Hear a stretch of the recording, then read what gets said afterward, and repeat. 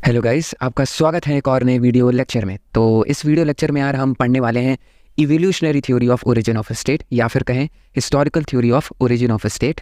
तो इस थ्योरी के हम डिटेल में डिस्कस करने वाले हैं इस लेक्चर में कि ये थ्योरी क्या है, इसके क्या कैरेक्टरिस्टिक्स हैं, इसके कौन से सपोर्टर्स हैं, उन सपोर्टर्स के क्या व्यू पॉइंट्स हैं, उन थिंकर्स के क्या व्यू पॉइंट्स हैं, वगैरह वगैरह सारी चीज़ें इस थ्योरी की डिटेल में इस लेक्चर में कवर होने वाली हैं। हालांकि मैं बता दूं कि इससे पहले भी हम एक और theory of origin of state cover कर चुके हैं, वो है डिवाइन ओरिजिन थ्योरी। तो अगर आपको डिवाइन ओरिजिन थ्योरी पढ़नी है तो आप पढ़ सकते हो, डिस्क्रिप्शन में उसका लिंक दे दूंगा। ये दूसरी थ्योरी है ओरिजिन ऑफ स्टेट से रिलेटेड, जो कि हम पढ़ने वाले हैं इवोल्यूशनरी या हिस्टोरिकल थ्योरी। तो बिना देरी यार चलो वीडियो को स्टार्ट करते हैं। तो सबसे पहला पॉइंट है, द इवोल्यूशनरी और historical theory is considered as the most acceptable explanation for the origin of state. जितनी भी theories of origin of state, यानी कि स्टेट के ओरिजिन से रिलेटेड जितनी भी थ्योरीज हैं, टोटल 7 थ्योरीज के नाम जो मैंने आपको पिछले लेक्चर में बताए थे, उन 7 थ्योरीज में से जो सबसे ज़्यादा एक्सेप्टेबल थ्योरी है, यानी कि सबसे ज़्यादा थिंकर्स और स्कॉलर्स जिस थ्योरी को एक्सेप्ट करते हैं कि हाँ इसी तरीके से स्टेट का जो ओरिजिन है वो हुआ होगा, वो है इवोल्यूशनरी थ्योरी या फिर कहें हिस्टोरिकल थ्योरी। कैरेक्टराइजेशन, इस थ्योरी के हिसाब से state is actually an product of historical growth and it is a result of a gradual process of societal development और सोशल डेवलपमेंट। जैसे कि आप सभी को पता होगा यार कि हम जो इंसान हैं, ह्यूमंस हैं, वो सोसाइटी में रहना पसंद करते हैं। वो हम आइसोलेशन में नहीं रह सकते, लोनलीनेस में नहीं रह सकते। हमारी कई ज़रूरतें होती हैं, भले वो इमोशनल हो, मॉरल हो, साइकोलॉजिकल हो, फिजिकल हो, जिसकी वजह से हम सोसाइटी में रहना पसंद करते हैं। तो जब हम सोसाइटी में रहते हैं as a group, as a tribe, as a community, तो उस सोसाइटी की कई ज़रूरतें होती हैं और उन ज़रूरतों को पूरा करते करते वो सोसाइटी जो है वो इवॉल्व होती जाती है, वो डेवलप करती जाती है थ्रू आउट टाइम। जिसकी वजह से इस थ्योरी के हिसाब से इसी सोसाइटल डेवलपमेंट की वजह से, सोसाइटल ग्रोथ की वजह से, जो स्टेट का ये जो कॉन्सेप्ट है वो भी थ्रू आउट हिस्ट्री ग्रो करता गया, थ्रू आउट हिस्ट्री इवॉल्व करता गया। नेक्स्ट पॉइंट है इवोल्यूशनरी प्रोसेस। इस थ्योरी के हिसाब से जो स्टेट है यार वो इवॉल्व किया है over N extended period of time from simpler social structures. शुरू में जो हम लोग थे, जैसे फॉर एग्जांपल मैं आपको समझाने के लिए एग्जांपल देता हूँ। शुरू में हम एक टाइम में रहते थे, मान लो 10-12 लोगों का, 15 लोगों का ग्रुप होता था। करते करते फिर हम लोग एग्रीकल्चर के बारे में जाने कि हम फसलें उगा भी सकते हैं और उससे भी एक खाना हो सकता है हमारा। तो हम नदी के पास रहने लगे, तो 10-12 लोगों का ग्रुप 50, 80, 100 लोगों का होने लगा। करते करते और भी ज़रूरतें हमारी बढ़ती गई, जिसकी वजह से वो ग्रुप बड़ा होते होते एक गाँव का एक छोटा सा गाँव बन गया। फिर वो गांव और बड़ा होते होते एक शहर बन गया। उस शहर को रेगुलेट करने के लिए वहाँ राजा रानी का सिस्टम आ गया कि राजा होंगे, उनका एक वो होगा। तो कहने का मतलब कि हम छोटे ट्राइब से फिर विलेज में आए, विलेज से फिर शहरों में आए, स्टेट में आए, राजा रानी का सिस्टम आया। ओवर द टाइम अगर आप थ्रू आउट हिस्ट्री देखो तो हम इवॉल्व ही होते गए हैं। तो ये जो ह्यूमन सोसाइटल स्ट्रक्चर्स का जो इवोल्यूशन है, इसी इवोल्यूशन ने जो है स्टेट को भी ओवर द टाइम इवॉल्व किया है इस थ्योरी के हिसाब से। This theory also negate the deliberate human creation at any specific time. इस थ्योरी का एक बहुत ही इंपॉर्टेंट पॉइंट है वो ये कि ये थ्योरी इस बात को सिरे से नकारती है, पूरी तरीके से निगेट करती है कि हम ह्यूमंस ने मतलब कॉन्शियसली स्टेट के कॉन्सेप्ट को क्रिएट किया है इंटेलेक्चुअली, या बैठ करके डिसाइड करके कि लाइक राजा और उनके जो मंत्री वगैरह हैं वो बैठ के सोच रहे हैं कि स्टेट होना चाहिए, उसकी एक डिफाइंड बाउंड्री, टेरिटरी, सवर्निटी होनी चाहिए वहाँ। ऐसा कुछ नहीं है, ना थ्योरी में ना रियलिटी में, ऐसा कुछ नहीं है इस थ्योरी के हिसाब से कि हम ह्यूमंस ने डेलिबरेटली स्टेट के कॉन्सेप्ट को क्रिएट किया है। ओवर द टाइम हम लोग ग्रुप्स में रहते थे, छोटे ग्रुप्स में थे, फिर बड़े होते गए और बड़े ग्रुप्स आए, तो हमें सवरेन अथॉरिटी की ज़रूरत महसूस हुई, डिफाइंड बाउंड्री की ज़रूरत महसूस हुई। तो कई ज़रूरतें हमारी बनती गई जैसे जैसे ग्रुप बड़ा होता गया, और हमारी इन्हीं ज़रूरतों को पूरा करने के चक्कर में ये स्टेट का कॉन्सेप्ट भी इवॉल्व होता गया, जैसा कि आज हम इसे प्रेजेंट कंडीशन में जानते हैं, इस फॉर्म में ये आ गया। ठीक है, हमने डेलिबरेटली इसे स्टेट को नहीं क्रिएट किया, ये हमारी नीड्स के हिसाब से ओवर द टाइम क्रिएट होता गया, इवॉल्व होता गया। ठीक है,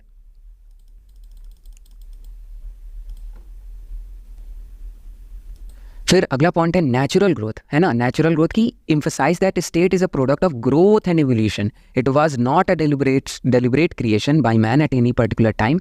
it is a growth and evolution, not an artificial product. वही बात कह रहा है कि जो स्टेट है भाई वो एक ग्रोथ है, इवोल्यूशन है, यानी कि हमारी सोसाइटी जैसे जैसे ग्रो की, जैसे जैसे इवॉल्व की, वैसे वैसे जो स्टेट है वो भी इवॉल्व होता गया, इसका कॉन्सेप्ट भी इवॉल्व होता गया, और वो इवॉल्व होकर इस फॉर्म में आ गया जैसा कि आज हम इसे जानते हैं, 4 एसेंशियल्स वाला। बट स्टेट का जो ये जो एक प्रोडक्ट के रूप में अगर आप देखो तो ये एक आर्टिफिशियल प्रोडक्ट नहीं है, यानी कि हम इंसानों ने इसे नहीं बनाया, ये नेचुरली ही ग्रो किया। अब हम देखते हैं main supporters of historical theory, यानी कि इस हिस्टोरिकल थ्योरी या कहें इवोल्यूशनरी थ्योरी के कौन से मेन सपोर्टर्स हैं, उनको अब हम देख लेते हैं और उनके व्यू पॉइंट्स को डिस्कस कर लेते हैं।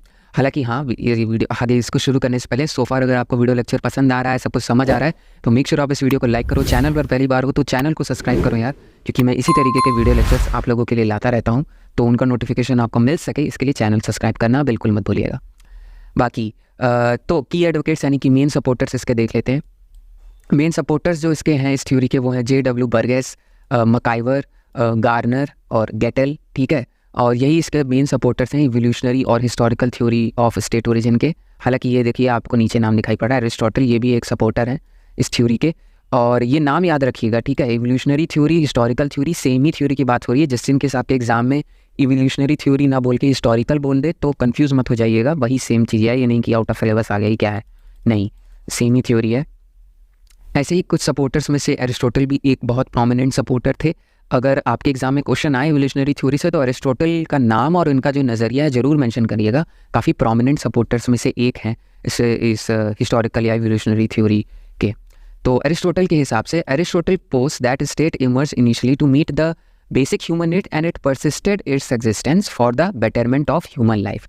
अकॉर्डिंग टू एरिस्टोटल शुरू में जो स्टेट का जो कॉन्सेप्ट है वो इमर्ज ही हुआ था हमारे ह्यूमंस की कुछ बेसिक ज़रूरतों को पूरी करने के लिए। Territory, sovereignty and all basic हमारी कुछ नीड्स थी कि हमें इन चीज़ों की ज़रूरत महसूस हुई, जिसकी वजह से स्टेट का जो कॉन्सेप्ट है वो एग्जिस्टेंस में आया, इमर्जेंस में आया, इमर्ज हुआ। और ये जो कॉन्सेप्ट है वो परसिस्ट किया या कह सकते हैं एग्जिस्ट किया for the betterment of human life. हमारी ही ज़रूरतें पूरी करने के लिए स्टेट का कॉन्सेप्ट एग्जिस्टेंस में आया और हमारी ही लाइफ को बेहतर बनाने के लिए ये जो स्टेट का कॉन्सेप्ट है वो इवॉल्व भी होता गया, परसिस्ट भी करता रहा। Evolutionary nature, Aristotle evolutionary nature पर भी फोकस करते हैं। उनके accordingly state is a consequence of slow and steady evolution through continuous development in the human society. हमारी ह्यूमन सोसाइटी का जो एक स्लो स्टेडी इवोल्यूशन है, डेवलपमेंट है, इसी का यही जो कॉन्टिन्यूस डेवलपमेंट है, इसी का कॉन्सिक्वेंस है, इसी का एंड प्रोडक्ट है, इसी का रिजल्ट है स्टेट का कॉन्सेप्ट भी, ठीक है। अपने आप में हमने डेलिबरेटली इसे नहीं क्रिएट किया, हमारी ज़रूरतों के लिए ये आया, हमारी ही लाइफ को बेहतर बनाने के लिए ये इवॉल्व किया। वर्ज, एक वर्ज नाम के भी एक थिंकर हैं, इनका भी क्या कहना है देख लेते हैं इस थ्योरी पर। इनके accordingly state origin to is against state origin to a single factor, it is a gradual evolution of human society because of multiple factors. उनके हिसाब से बेसिकली यही है कि कोई एक सिंगल फैक्टर हम नहीं कह सकते कि ये जो लाइक ऐसा सोसाइटी में या हिस्ट्री में ऐसा कुछ इवेंट हुआ जिसकी वजह से जो स्टेट का जो ओरिजिन है वो आ गया एग्जिस्टेंस में। ऐसा कोई एक सिंगल फैक्टर या सिंगल इवेंट हम नहीं बता सकते।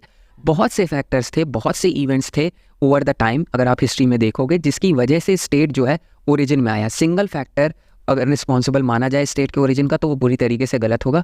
मल्टीपल फैक्टर्स, बहुत सी वजहें थी जिनकी वजह से स्टेट जो है वो ओरिजिनेट हुआ।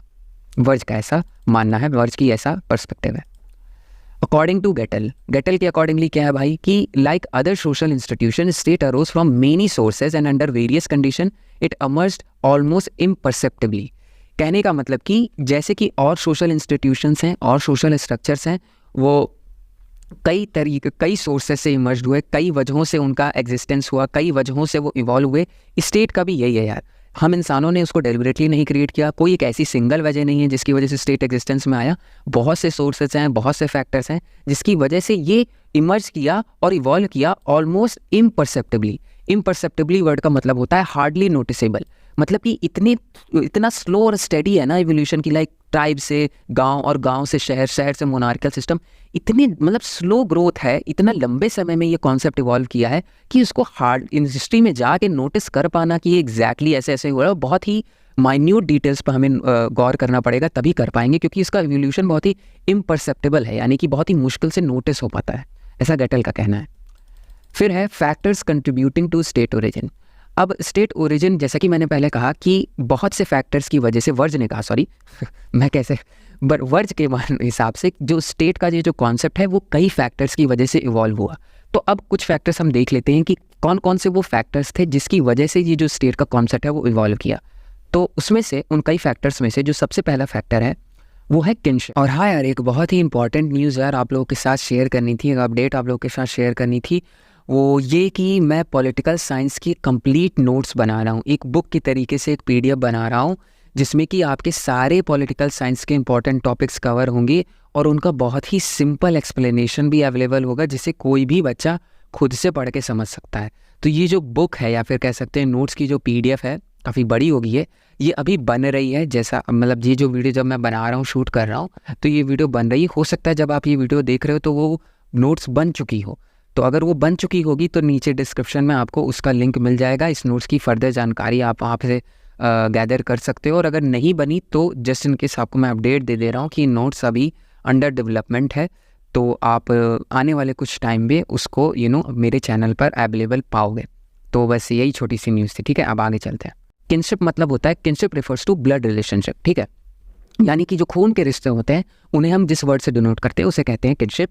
जैसे कि आप में से कई लोगों की गर्लफ्रेंड या बॉयफ्रेंड होगा तो उसको रिलेशनशिप वर्ड से रिप्रेजेंट किया जाता है। ऐसे जो खून के रिश्ते होते हैं उनके लिए जो स्पेसिफिक वर्ड है वो होता है किनशिप, ठीक है। किनशिप कैसे भाई एक रोल प्ले किया सोसाइटी को इवॉल्व करने में या फिर इवोल्यूशनरी थ्योरी के अकॉर्डिंगली स्टेट को इवॉल्व करने में। तो इसके किनशिप में अगर हम देखें तो it played a significant part in early civic development या societal development with blood relationship uniting family members. Family prototype, the family served as a prototype for the state. कहने का मतलब यार, अगर हम बहुत ही बेसिक शुरुआती अर्ली सोसाइटल डेवलपमेंट को ऑब्जर्व करेंगे तो हम ये पाएंगे कि शुरू में लोगों को जोड़ने का एक बहुत प्राइम फैक्टर होता था उनके खून के रिश्ते। शादी वगैरह का कॉन्सेप्ट तो बहुत बाद में आया, चाहे हिंदू धर्म हो चाहे इस्लाम धर्म हो। शुरू में फिजिकल नीड्स इस वजह से लोग मेट करते थे, जिसकी वजह से उनके बच्चे होते थे और उन बच्चों की देखभाल करने के लिए वो साथ में रहते थे, क्योंकि बच्चा अगर पैदा हुआ है तो वो कैसे सर्वाइव करेगा जंगल में या फिर कहीं पे भी जहाँ पे भी वो एग्जिस्ट कर रहे हैं। तो वो एक फैमिली के रूप में रहने लगे। फिर वो फैमिली की भी अपनी नीड्स होने लगी, बच्चों की देखभाल नहीं कर सकते, शिकार पे भी जाना है, फसल भी उगानी है। तो समझ रहे हो, तो खून के रिश्ते शुरू में होते थे जिसकी वजह से लोग फैमिलीज में रहने लगे। और ये जो फैमिली था वो सबसे बेसिक प्रोटोटाइप था। वो 4-5 लोगों की जो फैमिली थी ना, वो सबसे बेसिक प्रोटोटाइप था, सबसे पहला यूनिट था स्टेट क्रिएशन का। और मकाइवर जो एक काफ़ी प्रोनाउंड सपोर्टर हैं इस थ्योरी के, उनका मानना है कि जो किनशिप है it basically creates the society and society at length creates the state. इनके अकॉर्डिंगली जो सोसाइटी का क्रिएशन है उसके लिए किनशिप रिस्पॉन्सिबल है। यही जो खून के रिश्ते हैं ना, इन्हीं की वजह से सोसाइटी क्रिएट हुई है। और यही सोसाइटी ओवर द टाइम जब और बड़ी होती गई और इवॉल्व होती गई तो अल्टीमेटली स्टेट का फॉर्म ले ली। फिर अगला फैक्टर है religion. Gettell sees kinship and religion as interconnected. Religion actually helped unifying political communities, reinforcing unity and respect for authority. Religion colored every aspect of human life. अब religion क्या है कि kettle का अगर बात करें, वो मानते हैं कि जो खून के रिश्ते होते हैं, किनशिप और रिलीजन, ये आपस में काफ़ी इंटरकनेक्टेड है, काफ़ी जुड़े हुए हैं। रिलीजन यानी कि जो धर्म होते हैं जैसे हिंदू, इस्लाम एंड क्रिश्चियनिटी, इन धर्मों ने बेसिकली लोगों को यूनिफाई किया, पॉलिटिकली कम्युनिटीज़ फॉर्म की, पॉलिटिकली लोगों को जोड़ा। यानी कि लोग ग्रुप्स में रहने लगे क्योंकि वो एक सेम धर्म को बिलोंग करते थे, ठीक है। जैसे कि फैमिली एक मतलब कि खून के रिश्ते एक रीज़न होता था लोगों के ग्रुप में रहने का, वैसे रिलीजन भी बहुत बड़ा फैक्टर बना कि लोग एक साथ यूनिटी में रहना शुरू किए। And it also played a very important role for generating respect for an authority. शुरू में एग्जैक्टली राजा रानी नहीं आ गए कि राजा होगा और हम उसकी इज्जत करेंगे और उसकी अथॉरिटी और उसकी कही गई बातें मानेंगे। शुरू में ये धर्म ही होते थे, ठीक है। धर्म में ही भगवानों की बातें होती थी कि भगवान चाहते हैं आप ऐसा करें। तो एक जो अथॉरिटी हो सकती है सोसाइटी में और उस अथॉरिटी की बात मानी जाए, इस तरीके का भी जो कॉन्सेप्ट है ये रिलीजन ही लेके आया। और अथॉरिटी के प्रति रिस्पेक्ट एक बहुत इंपॉर्टेंट फैक्टर हो जाता है स्टेट में, क्योंकि वो होना जरूरी है, तभी तो एक स्टेट ओरिजिनेट होगा, तभी उसका कॉन्सेप्ट ओरिजिनेट होगा। तो देख लो कैसे रिलीजन कनेक्ट कर रहा है इस एक स्टेट के कॉन्सेप्ट के ओरिजिन से। और फिर है कि religion coloured every aspect of human life. Human life के अगर किसी भी एस्पेक्ट को देखें, अगर अर्ली स्टेजेस में आपके रहन सहन, आपके खान पान, आपकी कार्मिक डीड्स, अगर हमारे हिंदू लॉ में बात करें क्या करना सही है क्या करना गलत है, उपनिषद वगैरह में ये सब बातें लिखी हैं। तो अगर एक इंसान के जीवन को नोटिस करोगे आप अर्ली स्टेजेस में, तो धर्म जो था, रिलीजन था, वो उसके हर एस्पेक्ट को कलर करता था, उसके हर एस्पेक्ट को कहीं ना कहीं अफेक्ट करता था, रेगुलेट करता था। कंटेम्प्रेरी इवन आज के समय में भी अगर आप देखो तो रिलीजन जो है बहुत ही इंपॉर्टेंट रोल प्ले करता है किसी के नेचर ऑफ द स्टेट में, है ना। अगर आप कहीं कई ऐसी इस्लामिक कंट्रीज़ हैं, कई ऐसी क्रिश्चियन कंट्रीज़ है जहाँ पे धर्म को बहुत बड़ी वैल्यू दी जाती है, ठीक है। इवन अगर आप इंडिया का एग्जांपल लें, हालांकि हम एक सेक्युलर कंट्री, वजह से राम मंदिर की बात चल रही है इस वक्त जिस वक्त मैं ये वीडियो डाल रहा हूँ। राम मंदिर हर तरफ खबरों में है। तो राम मंदिर कैसा है कि यूनिफाइंग फैक्टर बन गया। जितने भी इंडिया के पूरे हिंदूज़ हैं वो एकजुट हो गए, यूनिफाई हो गए हैं, एक सेंस ऑफ बिलोंगिंग आ गई है उनके अंदर कि हम आपस में जुड़े हुए हैं इसी धर्म की वजह से। तो इसी वजह से रिलीजन जो है बहुत इंपॉर्टेंट फैक्टर हो जाता है स्टेट के ओरिजिन में। और अगर हम हिस्टोरिकली देखें जो प्रिस्टली क्लास है, यानी कि जो पंडित वगैरह है या इस्लाम में जो कि आपके मौलाना वगैरह होते हैं, ऐसे क्रिश्चियंस में आपके जो फादर होते हैं, इन सब की सोसाइटल में बहुत इज्जत होती थी। वो जो कह देते थे लोग मान लेते थे। तो रिलीजन में, यानी कि रिलीजन ने जो है बहुत ही इंपॉर्टेंट रोल प्ले किया स्टेट के ओरिजिनेशन में। फिर है वॉर और फोर्स। अब इस पॉइंट का कहने का क्या मतलब है भाई, क्योंकि शुरू में यार राजा रानी एकदम डायरेक्ट से नहीं आ गए। हुआ क्या कि लोग जब ग्रुप्स में रहने लगे तो एक्चुअली क्या था, उनको प्रोटेक्शन की भी ज़रूरत महसूस होने लगी। जैसे कि हर सोसाइटी में होता है यार, कुछ करप्ट माइंड के लोग होते हैं, क्रिमिनल्स होते हैं, दूसरों को नुकसान पहुंचाते हैं। ऐसे लोगों से लोगों को प्रोटेक्शन की ज़रूरत होने लगी, जिसकी वजह से क्या हुआ, मिलिट्री फोर्सेस का कॉन्सेप्ट आने लगा कि भाई अगर आप बेसिक ही लेके चलो, जिनके बड़े बड़े खेत होते हैं, आपने देखा होगा वो वहाँ पे पहरेदार रखते हैं, रात को भी सुबह भी, जो कि उस खेत की पहरेदारी करते हैं कि फसलों को कोई जानवर ना खराब कर दे, कोई फसलें काट के ना ले जाए। गाँव वगैरह में ये भी होता है। तो ये जो कॉन्सेप्ट है कि हमें फिजिकल फोर्स की ज़रूरत पड़ेगी, एक मिलिट्री फोर्स की ज़रूरत पड़ेगी डिफेंस के लिए, अपने प्रोटेक्शन के लिए, ये जो है यानी कि कह सकते हैं एक तरीके से वॉर का ये जो कॉन्सेप्ट है, इसने भी कहीं ना कहीं एक इंपॉर्टेंट रोल प्ले किया स्टेट ओरिजिन में। और ये मिलिट्री फोर्सेज आई तो इन मिलिट्री फोर्सेज को कोई ऑर्डर भी देगा, कोई इन पर नियम कायदे भी लगाएगा, तो फिर लगे हाथ किंग्स का भी ओरिजिनेशन इसी तरीके से हुआ। Warfare established a sense of loyalty to rulers. अगर आपको भाई सोसाइटी में रहना है तो आपको इन खतरनाक लोगों से, जो आपकी नुकसान पहुंचा सकते हैं, उनसे प्रोटेक्शन भी चाहिए। तो इसका मतलब आपको अपने राजा, जिस प्रजा में आप रह रहे हो, उसके प्रति लॉयल भी रहना पड़ेगा। कोहर्सिव force wielded by powerful individuals evolved into political sovereignty। ये जो कोहर्सिव फोर्स है, यानी कि जो मिलिट्री फोर्स है, ये जो फिजिकल फोर्स है जो कि कुछ राजाओं के पास थी, यही कोहर्सिव फोर्स शुरू में, यही फिजिकल फोर्स जो है सवर्निटी का फॉर्म ले ली। और सवर्निटी बहुत ही इंपॉर्टेंट एसेंशियल होता है एक स्टेट में, जो कि आज भी हम पढ़ते हैं। हालांकि सवर्निटी के ऊपर भी मैंने एक लेक्चर बढ़ा दिया है, वो भी बहुत एक इंपॉर्टेंट कॉन्सेप्ट है, एग्जाम में आपके क्वेश्चन भी आता है। सवर्निटी क्या होता है, characteristic, monistic theory, pluralistic theory, तो उसको भी आप चेकआउट कर सकते हो, उसका लिंक भी मैं नीचे डिस्क्रिप्शन में दूंगा। तो यही जो फिजिकल और मिलिट्री फोर्स है ना, इसी ने शुरू में एक प्रिलिमिनरी स्टेज पर कह सकते हो सवर्निटी का कॉन्सेप्ट इस्टेब्लिश कर दिया था, ठीक है, जो कि एक इंपॉर्टेंट एसेंशियल भी है स्टेट का। हिस्टोरिकल सिग्निफिकेंस भी है भाई कि struggle historically stand out essential elements in formation of state, की भाई जो स्टेट्स हैं वो अपनी बाउंड्रीज़ के लिए लड़े झगड़े, लड़ाइयाँ हुई, तभी तो उनकी बाउंड्रीज इतनी डिफाइंड हुई कि ये तुम्हारा स्टेट है, ये मेरा स्टेट है। लड़ाइयाँ नहीं होती तो ये बाउंड्रीज इतनी वेल डिफाइंड कैसे होती, ठीक है। वर्ल्ड वॉर 1 और 2 में भी आप इवन देख सकते हो, लड़ाइयाँ नहीं होती तो इतनी वेल डिफाइंड बाउंड्रीज कैसे बनती हैं। वेल डिफाइंड टेरिटरी एक बहुत बड़ा एसेंशियल है स्टेट का, आज भी हम जानते हैं। और क्या फैक्टर है, प्रॉपर्टी और economic factors in state format है। Economic system is identified as a key determinant in social behaviour, ठीक है, सक्सेसिव इकोनॉमिक स्टेजेस, ठीक। तो कहने का मतलब यार कि इकोनॉमिक सिस्टम भी जो है बहुत इंपॉर्टेंट रोल प्ले करता है सोसाइटी के बिहेवियर में, सोसाइटल डेवलपमेंट है। और सोसाइटल डेवलपमेंट डायरेक्टली लिंक्ड है इस थ्योरी के हिसाब से स्टेट के भी इवोल्यूशन में। तो कह सकते हैं कि इकोनॉमिक सिस्टम ने बहुत इफेक्ट किया है स्टेट को ओरिजिनेट करने में और स्टेट को इवॉल्व करने में। अगर सक्सेसिव इकोनॉमिक स्टेजेस की कुछ बात करें तो सबसे पहले था हंट मैन स्टेज, जिसमें कि हंटिंग स्टेज था, लोग शिकार करके उनकी खाल से कपड़े भी बनाते थे, खाने के लिए भी इस्तेमाल करते थे, वगैरह वगैरह।